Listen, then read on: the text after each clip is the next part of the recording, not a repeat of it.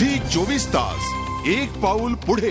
ब्रेकनंतर आपलं स्वागत। आपण बोलतोय गुन्हेगारीच्या जाळ्यात बालपण या अतिशय महत्त्वाचा विषय आहे। विशेषतः गेल्या काही 2 दिवसात ज्या घडलेल्या घटना आहेत त्या पाहता या विषयावर गांभीर्याने पाहण्याची आज गरज निर्माण झाली आहे। मी थेट जाणार आहे औरंगाबादला।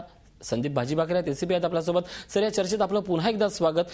मूळ प्रश्न हा होतो की समाज आणि पालक या सगळ्यांमधला मुलांशी असलेला जो संवाद आहे, बालपणाशी असलेला संवाद आहे, तो तुटत चाललाय। त्यामुळे बालपण एकाकी होत आहे आणि तिथूनच विकृतीला जन्म घातला जातोय। हे खरं आहे का? खरं कारण आहे का? तुम्हाला काय वाटतं?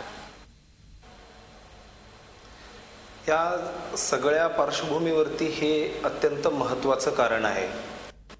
जसं शहरामध्ये लोकसंख्या शिफ्ट होऊ लागली तसं शहरामधील राहणीमान जपण्यासाठी आई आणि वडील या दोघांनाही कामं करावी लागत आहेत। मग दोघंही कामाला सकाळी जाणं, संध्याकाळी थकून येणं, आल्यानंतर मग मुलांना त्याच्याशी संवाद साधण्यासाठी वेळ नसणं, वेळ असेल तरी सुद्धा तेवढे थकलेले असतात की त्यानंतर परत मुलांच्या बरोबर तेवढा संवाद साधण्यासाठी त्यांना शक्य होत नाही।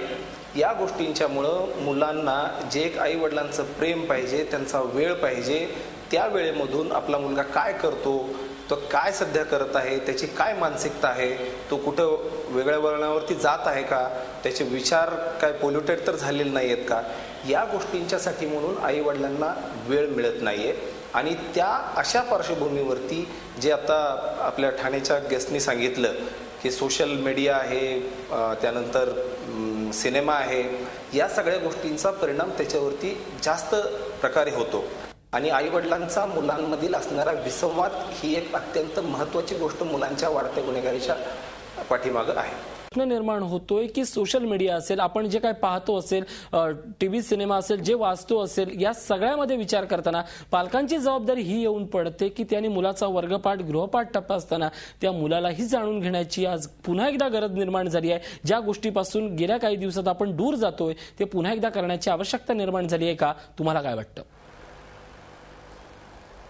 हो, नक्कीच। या सगळ्या गोष्टीमध्ये आई वडील स्वतः नोकरी करतात, ते स्वतः वेगळ्या एका स्ट्रेसमधनं जात असतात।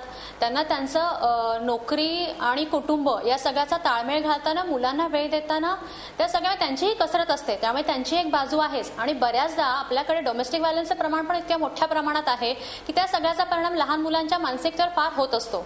ती मुलं लहानपणापासून आई वडिलांचे विसंवाद पाहत आलेले असतात।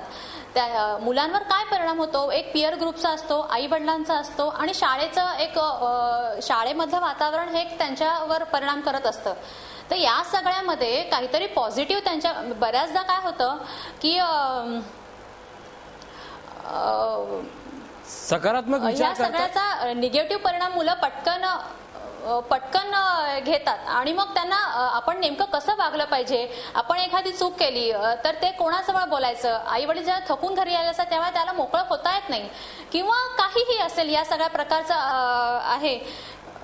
नक्कीच एकूणच मुद्दा लक्षात आला की या सगळ्याकडे सकारात्मक रीतीने पाहिलं पाहिजे होतं, पण यात नेमकं होतंय काय की तणावातून दुर्लक्ष आणि दुर्लक्षातून पुन्हा वाढला गेलेला तणाव, यावरचं काय उत्तर आहे त्याचाही शोध घेणार आहोत एका छोट्याशा ब्रेकनंतर। पाहत राहा प्राईम वॉच।